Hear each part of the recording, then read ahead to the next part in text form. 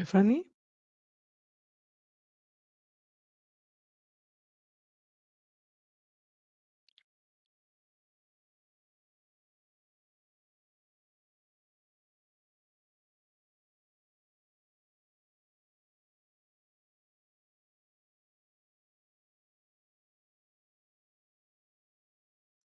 Petra, can you hear us?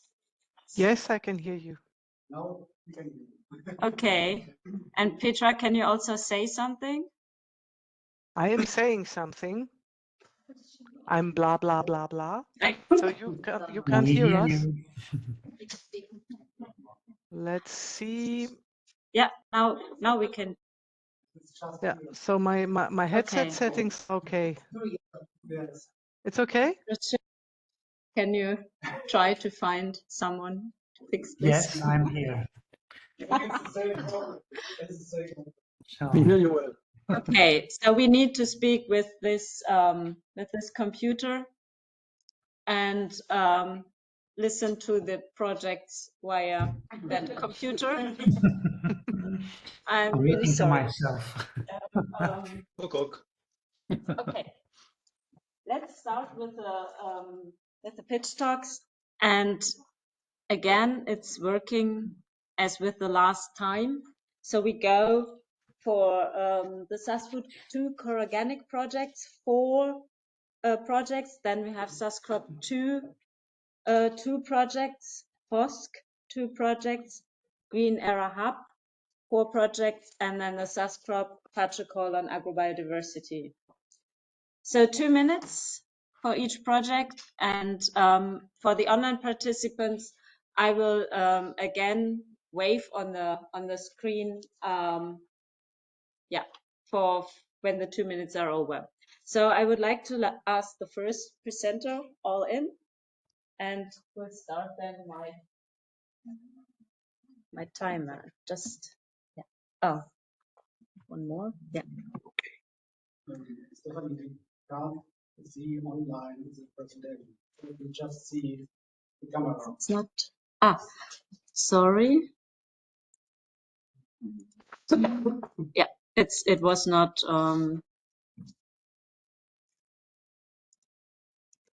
Now it should work. Yes. Okay. Okay, thank you for the opportunity to share with you our result, the result of the project Alfalfa for sustainable livestock farming system, improve Alfalfa rhizobia symbiosis and new feeding strategy based on ecological leftover. The human activity, included the food production, strongly impacted the environment with depletion of natural resources and impact of climate change. Moreover, a huge amount of waste are produced by the product, resulting in an efficient use of resources that are not supplying the increasing population of the world. So our approach, the aim of our approach was to reduce the impact of the food production through the increase of alfalfa yields and to use the several farm byproducts for develop new feeding strategy. So we have isolated a very high number of rhizobia that are used as elite inoculant, and we have selected a large number of byproducts that are used in combination with alfalfa to produce new strategy of feeding. We have shared our result in different ways, from our social platform to educational activity, technology transfer, and public event. Here, the founder, the association, and the stakeholder involved in the project, and the partner of the project. Thank you very much.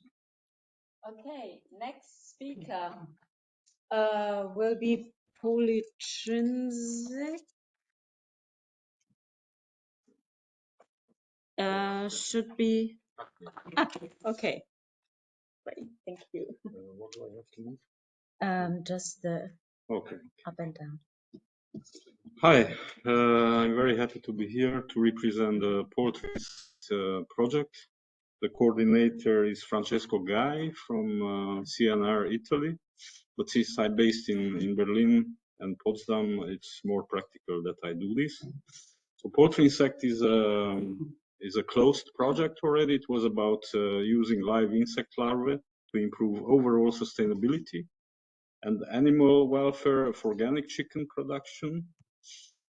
And there is this balance we wanted to bring more close, the demand of consumers and the possibilities farmers have. So what do consumers want nowadays? Improved animal welfare, healthier and more natural meat products, environmentally friendly food production systems. So, you know, it's the millennials, the alpha generation, Fridays for Future. So we have this to answer. It's an increasing environmental consciousness of young generation. And what farmers can do is to use environmental enrichment to improve chicken welfare, use slow growing local poultry breeds, and also local protein sources. In a nutshell, the equation is simple. We have the black soldier fly larvae, which can be fed directly to the chicken to increase welfare and overall health and growth performance.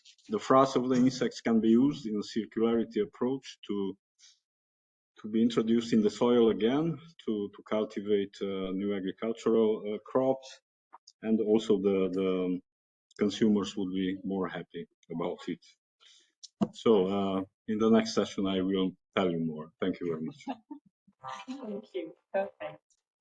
The next presenter will be Liliana Stefanovic of SysOrg. Yeah, thank you. Good afternoon. And I'm happy to present the SysOrg project, which I was happy enough to coordinate. The project is finished now. Why should we care about the topic of transforming the food system? We already heard that the planetary boundaries, many of them have been transgressed, and so have been the health boundaries as well. Therefore, the need for transforming the food system is actually no longer questioned. What is being, however, questioned is how to go about this very transformation.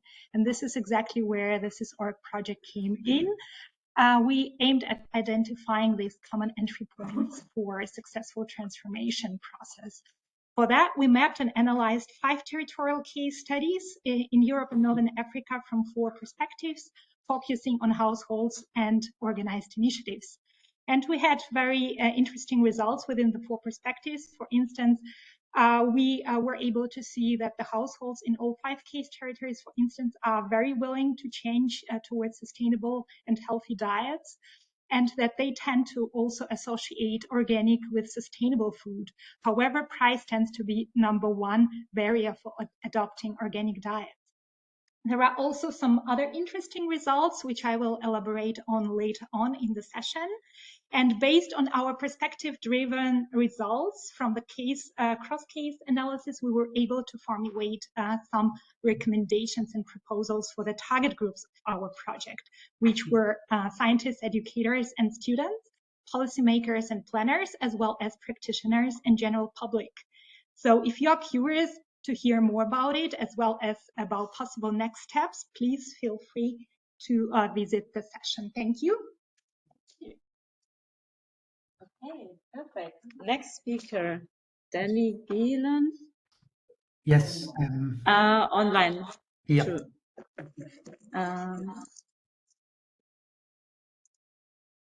Nicht für.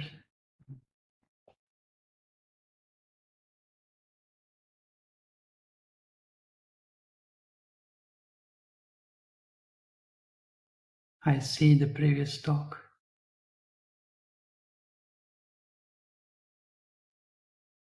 Yes, that's me. Can you raise your arm that I'm loud and clear? Yes. Hello, I'm Danny Heelen. I am coordinating the project Bio for Food. Next slide.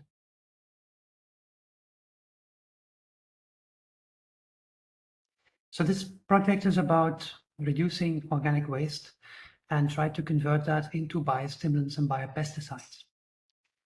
If you look at the product that we harvest from the fields, that it's enormous amount of products that are actually not used. So there's a lot of waste. Either it's not harvested or it is being harvested, but then upon processing into food, a lot of waste is being generated. And this can be raw materials, but it can also be processed foods and processed products that end up in waste in industry and food industry. So what we've done in our project is to collect a number of products. There were actually 11 different sources of biomass that we have collected, and we have then purified these, extracted these into different fractions, and we tested these fractions for bioactivity, both biostimulant and biopesticide activities. And by doing so, we have identified biopesticide, something that can actually kill nematodes. And we've also identified a biostimulant that can be used to improve the quality of vegetative, organically grown crops. And for both of them, we have, in one hand, done an application roadmap, and in the other one, we have a socioeconomic study. If you want to learn about what kind of crops and materials that we have harvested and what kind of activities we have been recording, I invite you to come to listen to the full talk. Thank you.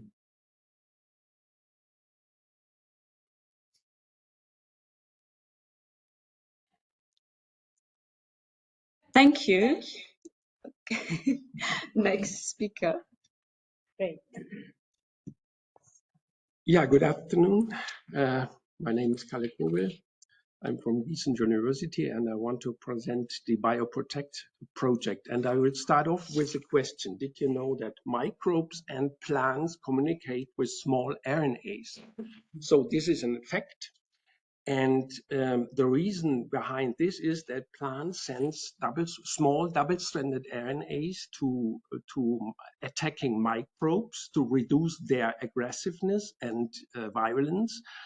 And the microbes, vice versa, send small double-stranded RNA into the plant to reduce defense. Yeah, this phenomenon is called RNA interference, and it was discovered in the years 2006 until 2013. This is one important point. The other point is that we know already since 2001 that we can fight against viruses using double-stranded RNA. And in our project, we want to exploit this new knowledge that is actually also based on Nobel Prizes 2006 and the Nobel Prize this week. And what the challenge is that we have emerging political and environmental problems. Political problems means that the majority of chemical pesticides are or will be banned in the next years, depending on the politics, of course, in the EU, and of course, climate change worsens the effects in plant protection.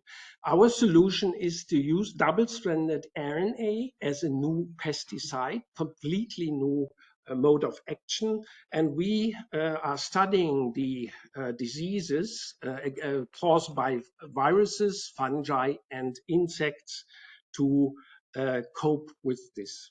Thank you very much. Thank you. Our next speaker is Fernando Andres for Foodflow. Yes.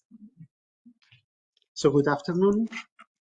So in the Foodflow project, our main aim has been to develop innovative strategies in order to improve the resilience of crops against the climate change. And we have focused particularly in two crops, apple and peach.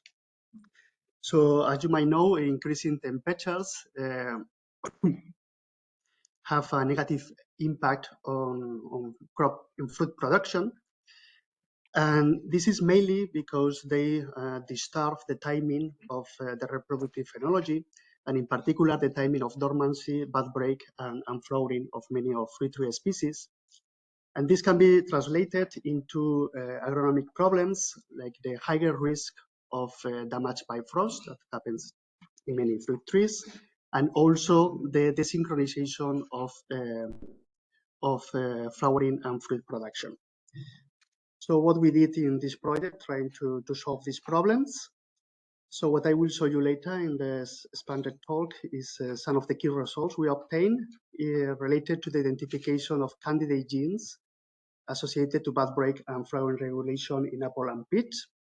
The validation, the functional validation of some of these candidate genes using heterologous systems like Poplar and techniques of gene editing like CRISPR-Cas9, and this will be can be used in breeding programs to create crops more resilient to climate change. And we also identify metabolites that are associated with the control of bud break and flowering time, that we test their capacity to modify the time of bud break in apple and peach, and they can use as a product to synchronize flowering in these crops. Well, see you later in Berlin too, I guess. Thank you. Yes, thank you. Next speaker, BioBelieve.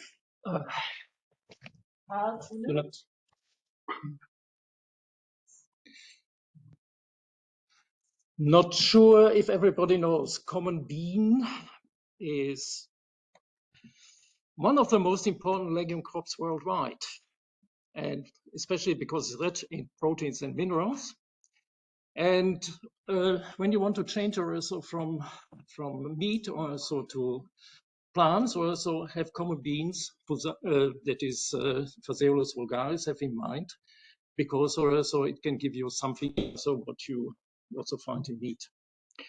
Now, that is the good news, but the bad news is also that climate change can be associated with change in the antinutrients in common bean. And antinutrients are really terrible because antinutrients also can complex iron in the seed, and then also the iron is no longer bioavailable. And antinutrients on the other side also have antioxidative activity, and antioxidants are known also to change under climate change, especially under drought. Now, how did we approach this whole problem? So can drought affect the antinutrient content also in beans? And it's also the minerals actually are affected. So what we did was, so we set up a research team, and out of basic and applied research, and we involved academia, government, research institutions, and from the beginning, a commercial company producing bean seeds in Italy. And what we used also as techniques was we selected mutants, a characterizer also the plant material, and also we tried genome engineering. Now, what we specifically have done, we had new bean lines with low seed phytic acid created, and then also we tested also how they perform under drought. Now, the good news is we actually have created a new bean for your health, and we hope also it will be on the shelf in the next couple of years. Try it; it will really give you an advantage in your health.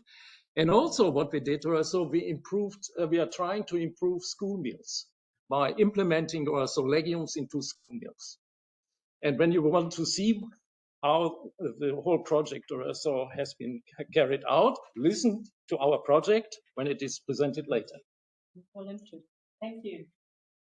So next speaker will be online. So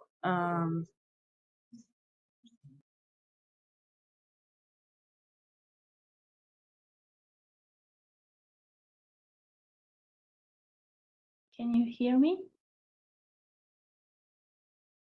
Okay, thank you very much. I speak in behalf of the C4C project.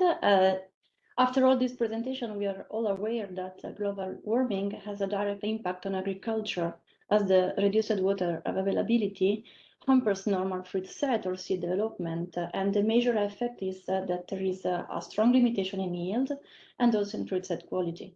Our project aims to understand the impact of heat and drought stress, focusing on two important botanical families, as a Solanaceae and cereals, using eggplant, rice, and wheat as model systems. Next, please. And what we did in little detail is that in cereals, we performed a detailed characterization of local variability from developed from the desertic areas, leading to the selection of potential resources of adaptation and material useful to be utilized in breeding programs. Next, please. While in eggplant, we did a common activity exploring the available collection from worldwide, identifying the most tolerant accession to be exploited from breeding, and also utilizing both phenotypic and genotypic data for a QTL mapping of loci associated to the drought tolerance. Next, please. Not only in lab condition, but also going to the field and in a real condition, we also characterize a core collection of these divergent accessions in open field in different locations and years, comparing the effect of the deficit irrigation in focusing on yield and physiological flank features. Moreover, we performed deeper characterization, RNA sec, metabolomic, or cell wall composition to better disclose the role of genes and metabolites involved in the response to water stress regimes. Next, please. And also giving a special eye on the employment of wild ancestors, which commonly living in arid habitats, to disclose new traits of adaptation and also to exploit them to develop new lines highly tolerant to both stresses. Next, please. And then we have a specific session in which we use the CRISPR-Cas gene edit mediating techniques, both in rice and eggplant, both to confirm the genes we discovered and to develop new generation of lines with an answer resilience to drought. And with this, I finished. Thank you. Next, please.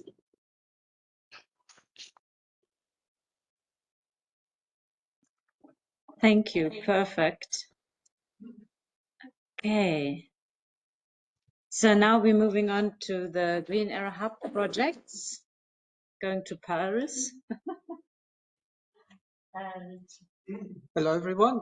So I'm going to present Nutri-Storm in Paris. So the current challenge, you probably all know in conventional agriculture, is that we have a linear economy that is causing a lot of problems in terms of waste and inefficiencies. So we have nutrient inefficiencies when it comes to that. We have loss of soil carbon, we have environmental pollution, deterioration of soil health. And so we're looking at one solution option, and that is to look at the relationship between the soil carbon, the nitrogen, and the phosphorus in the soil. So we're looking at stoichiometry. We want to improve the soil nutrient cycling processes, reduce loss of nutrients by actually modifying the existing stoichiometry. So what we can see on the right-hand side is that we have our common inputs here. We have fertilizer inputs, we have the offtake in terms of biomass, we may have carbon and nitrogen emissions, we may have nutrient addition at the bottom. And we're concentrating on this part in the center. We want to look at microbiome mobilization and immobilization process in partnership with changing the soil stoichiometry. So our first approach action is that we actually monitor existing trial sites where we hope to have improved nutrient use efficiency already. So that is in grasslands here, for instance, in Ireland, where we use dairy processing sludges. We look at insect frass in the UK as one of the examples. We look at straw return, cover crops, and a few other things in terms of wheat straw return in Germany as well as in Ireland. We have a number of partners in the project. So we have, of course, the University of Limerick, where I come from. We have Chequers in Ireland. We have University of Warwick. We have Technische Universität München, TUM. We have a small company in Ireland, about Atlantis as well. So that is what we are currently doing, and our plans for the future is then in the second year to develop a mechanistic understanding of the plant soil processes to minimize the loss of nutrients. We will do that at the greenhouse level. And then in 30, we want to implement the nutrient use efficiencies, again, back at the field level.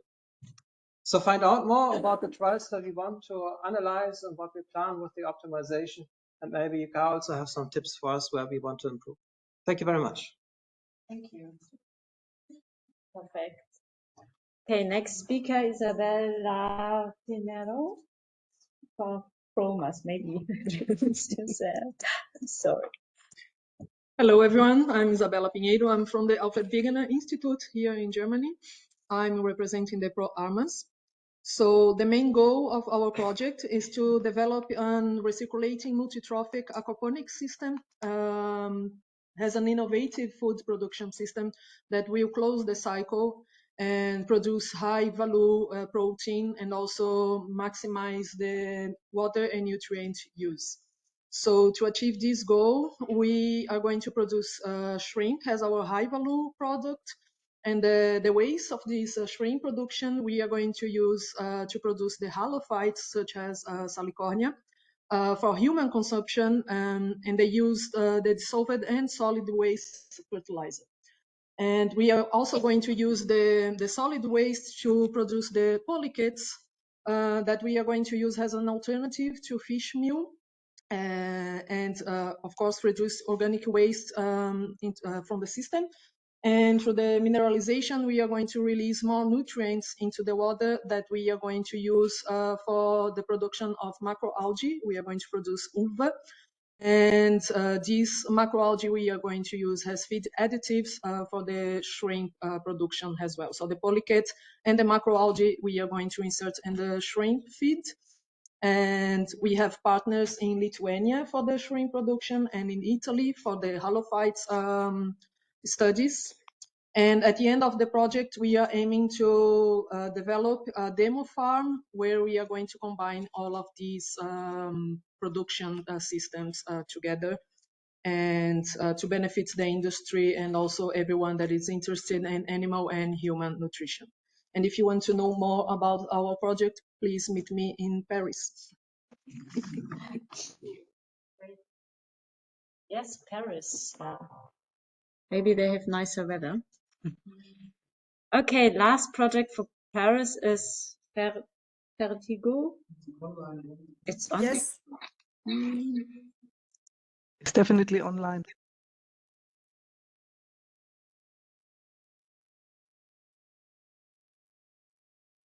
So Cécile, are you ready? Yes. Okay. Then go ahead. Yes, good afternoon, everyone. So I'm going to present the Vertigo project, which is coordinated by the Free University of Brussels. Next, please. So in this project, we want to use service plans for improving nitrogen and phosphorus use efficiency for cash crop in different agro systems. Next, please. And as you know, these two elements are provided to crop agro system through either external input or after incorporation of green manure or temporary grassland. But the problem is that these provided elements, first nitrogen is on one side prone to losses, and for phosphorus, this element can be easily immobilized in the soil matrix. Next, please. For the nitrogen, as you can see here for the nitrogen cycle, we see the two sources of nitrogen losses through after nitrification, nitrate leaching, and after denitrification processes, you can have nitrous oxide emission. Next, please. For this project, therefore, we want to integrate in the rotation plant that can emit biological nitrification inhibitors. So these BNIs that we heard about already in the Catch BNI project. And these compounds that can reduce the nitrification rate and therefore reduce the amount of nitrate leached out from the system and further denitrified into N2O. In this project, we focus on plantain, which is a plant that has shown BNI activity. Next, please. For the phosphorus, as I said, the problem is that it can be easily be immobilized in the soil matrix, either in the organic phosphorus pool or in the mineral phosphorus pool. Next, please. And the intention is to, again, integrate service plans in the rotation that can mobilize phosphorus from the soil matrix or from the provided phosphorus input through rhizospheric function of these service plans that can therefore mobilize. Next, please. The targeted agrosystem in the Fertigo project are various. So on one side, we are interested in the temporary grassland system where we want to test the integration of plantain, which would be followed by barley that will take place in Ireland. On the other side, we also have cover crop mixture, including plantain, which is of our species of interest, followed by different spring cereals. And then the third agrosystem is plantain and pea mobilizing plant that can be used as companion plants, so grown together with maize. Next. 2.5 minutes. So these are the partners from this project. And next. Yes. And if you want to hear more, we can meet in the Paris room for the details. Thank you. Thank you. Okay. Yes. Last talk of Paris room. Sustained sheep. It's also online. It's also online. Sorry.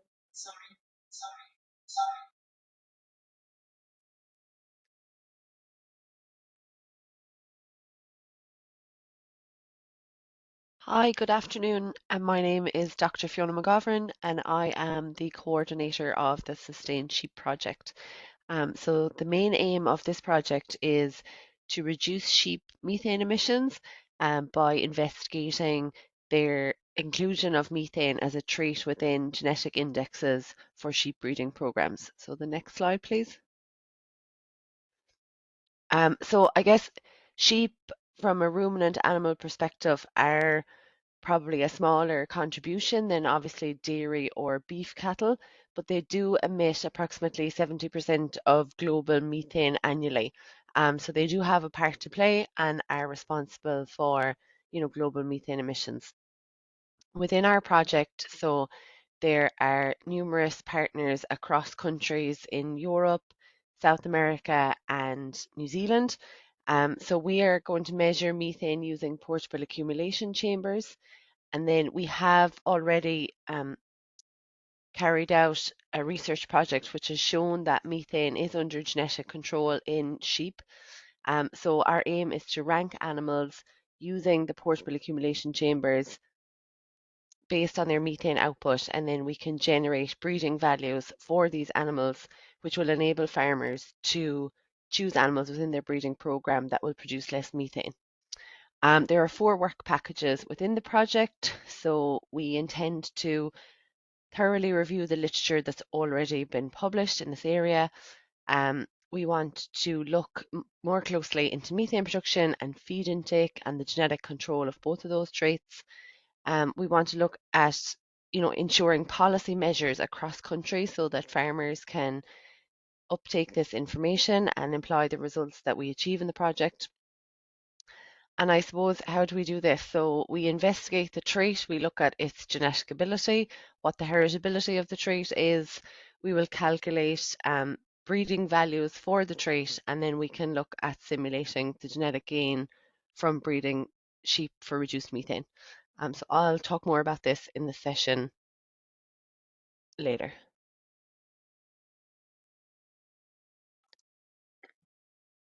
Thank you. Okay, now we move to the SASCROP and FATO-JICA joint call on agrobiodiversity. Diver grape Diego in 3 of you. I'm not that scary. I need to. Diego Intrigliolo. I need to learn more. So thank you. I am presenting this project on behalf of my colleagues, also from INRAE and from Boku University. So we are a small partnership that we are coordinating from the CSIC, the Spanish National Research Council, and this is on grapevine diversity.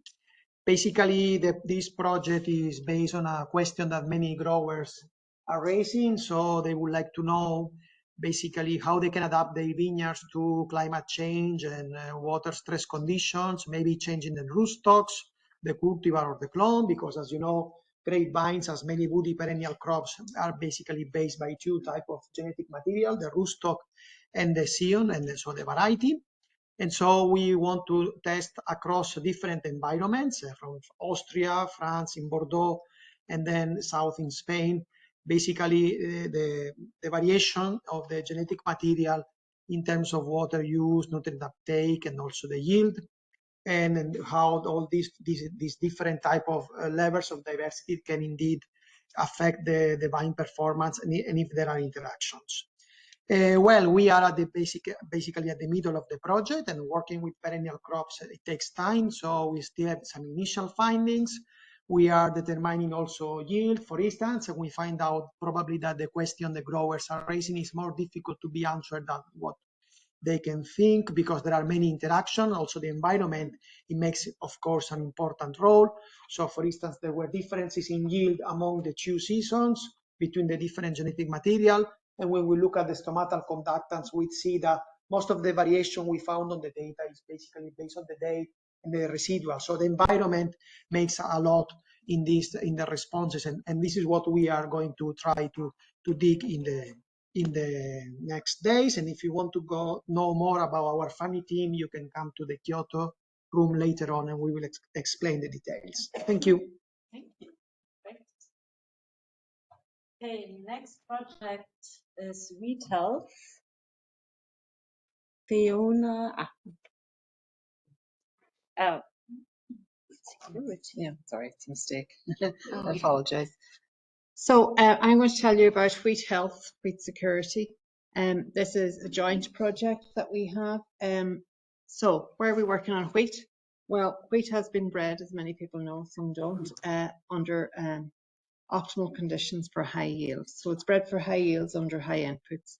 So what our project is about, what Wheat Health looks at, is saying, well, can we reevaluate that using the resources within this project, and also taking in all the resources that there are in Europe and globally on wheat. So what we're doing here is we want to demonstrate that you can grow wheat adapted to more sustainable agriculture to low N. So we purged all the databases that were available and all the data that is available, and we looked at what we know already. We took that and we used that as a basis to do multi-locational field trials under reduced N and normal N in various sites across Europe, with and without biostimulants.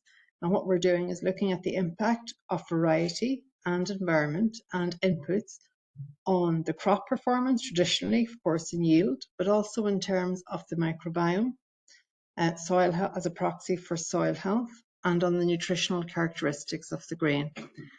We're taking all the data together in data modeling and analysis, looking at the G by M by E interactions. And so far, we're at the end of 1 year field trial. And if you want to learn what we know so far, what we've learned so far, and what we've realized so far, please come along to Kyoto, where we look at what do we know so far about a sustainable crop. Thank you. Apologies for the mistake in the title. It was my mistake. Okay. So next is Mein Land Div project from Stéphane Nicolas.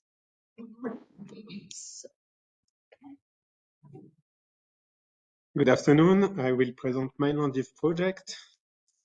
Few words about maize. Maize landraces are well adapted to different agroclimatic conditions and human use, and could have original and promising allele for breeding to fast climatic change, low input agriculture, and new use. Unfortunately, we lost a lot of diversity during the transition from landraces to F1 inbreeds, because few landraces contributed to genetic diversity of modern elite germplasm, and modern breeding erode genetic diversity. Fortunately, we have a large number of landraces maintained ex situ in GenBank and in situ by farmers, but their limited use in a breeding program by farmers due to lack of characterization, gap in performance, and large within genetic diversity. We try to address this issue by Taking this question, how to identify promising land masses and adaptative allele for biotic and abiotic stress to broaden genetic diversity of elite germplasm and evaluate resilience of land masses to fast climatic change. Briefly, we are analyzing what is the phenotypic response of land masses to abiotic and biotic stress by phenotyping 300 land masses across industrial networks using high-throughput tools as drone and so on, and using AZO platform for road phenotyping. We are trying to identify what genomic region are involved in adaptation and trait variation by genotyping using DNA bulk approach on sequencing AZO, and we perform GWAS analysis on traits and environmental variables. And in the end, we are trying to evaluate what is the performance of land masses in contrasted environment and future climate by using genomic and phenomic prediction approach on large set of land masses and using also genomic offset. And if you want to have some more about my Landif project on the wonderful diversity of maize land masses, you can come in Kyoto in Japan. I come from Paris, but I rather be in Kyoto. Sorry. Have to get to know a new city. Okay. Recobar, presented by Ernesto Igartua. Okay, thanks. Good afternoon, everyone. My name is Ernesto Igartua, and I am here to present you project Recobar. And Recobar is about barley, and barley is more than beer. It's actually one of the main crops in Europe, and it is challenged by, well, I'm glad that the three presenters ahead of me presented the same problems I'm going to talk about. It's challenged by the climate change. It's challenged also by the regulations, environmental regulations we have now. We have to produce with less nitrogen. So our solution, what we want to contribute to, is to create better varieties, better barley varieties for the future. What we are focusing in is on genetic diversity, which was stored in germplasm banks, not used anymore. And we bring back this diversity to the field, first to test it by itself or in integration lines. Good, field testing is always good in agricultural research. Also, we are using a mini core collection of varieties to study the range of responses of barley to a series of abiotic stresses. And what is interesting in our project, I think, is how we are going to use these ranges of variation of responses to abiotic stresses to incorporate that information into crop growth models and improve on genomic prediction for future varieties. We also have a look to soil microbiome. You cannot look at the crop by itself anymore. You have to look at the whole holobiome, so you have to look to the whole ecosystem. And I will be presenting more about this in Kyoto in a few minutes. Thank you. Hey.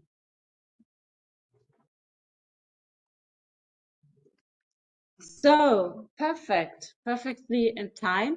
So thank you for the interesting or inspiring pitch talks. And I hope you made your decision where to go. Because now we're going to the different breakout sessions, starting, let's say,